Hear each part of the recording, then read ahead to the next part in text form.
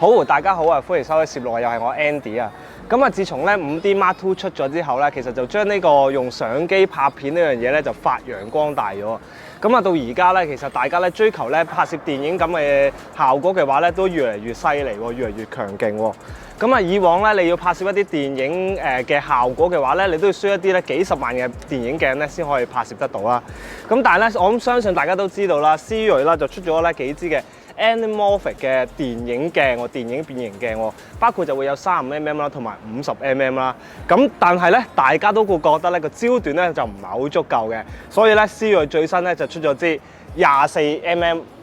嘅最新變形鏡啦。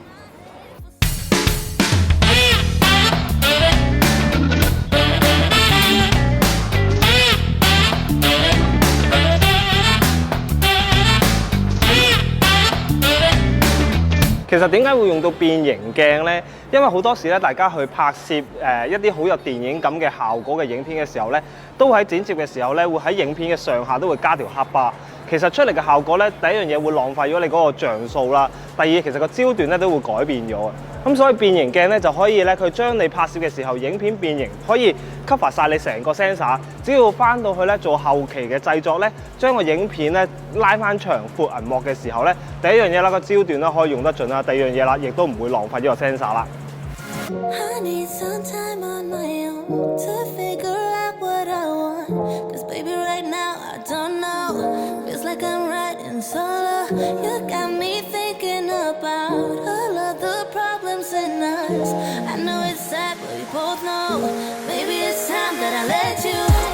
好啦，思銳咧呢支24mm 2.8光圈嘅鏡頭啦，咁佢嘅 filter size 咧係72mm， 你可以用翻咧以往嘅一啲普通嘅鏡頭嘅 filter 咧就可以，就唔需要加 matte box 去加 filter 啦。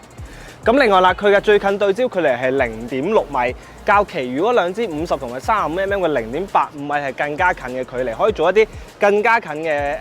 效果咧，可以拍攝到啦。咁另外啦，佢今次咧亦都係沿用翻咧有金屬嘅鏡身啦，咁而佢嘅比例咧係都係1.33倍嘅。咁而佢嘅mount方面啦，咁啊4大廠商啦，同埋咧 M43嘅廠商嘅 mount 咧都會有啦，包括咧又會有 Canon 嘅 USM 啦、富士嘅 X mount 啦、Sony 嘅 E mount 啦、Nikon 嘅 Z mount 啦，同埋咧好多時啊 Blackmagic 啊 Panasonic 所用到嘅 M43 mount 咧，佢都可以有嘅。咁啊，大家咧都可以選擇翻自己合適嘅需要去選購啦。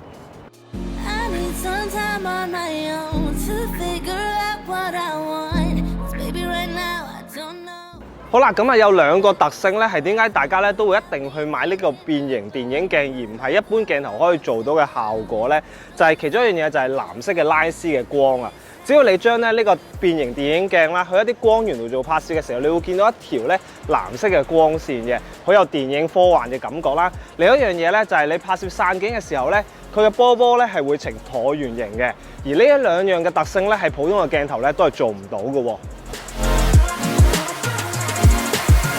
一般嘅電影鏡頭咧都講緊咧係都要幾十萬上落，唔係我哋一般嘅平民都可以接觸得到啦，可以玩得到啦。但係思銳呢幾支嘅鏡頭啦，每支都係講緊咧都係幾千蚊啦，出嚟嘅效果咧都係相當滿意啦，性價比都係非常之高嘅。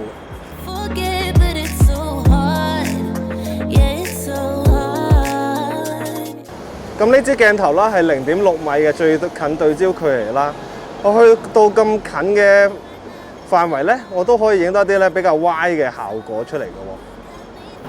喎。咁啱啱咧就試咗思銳呢支 Anamorphic 嘅鏡頭啦，佢係24mm 2.8光圈，佢俾我嘅感覺咧係較35同埋50mm咧係為之好揸手嘅。雖然佢係大支少少，一隻手咧可以控制晒佢嘅光圈環啦同埋對焦環嘅。咁而咧亦都比其餘嗰兩支咧佢係更加順暢好揸手啦，同埋一定咧電影鏡啦都係無段變焦啦，就唔會有一卡卡嘅出現啦。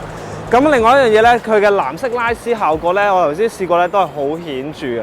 咁啊，同埋因為咧佢係24mm嘅廣角關係啦，咁啊加埋佢0.6米嘅最近對焦距離咧，我影嘅題材咧可以廣闊好多啦，同埋可以近好多啦，出嚟嘅感覺咧係會豐富好多嘅題材。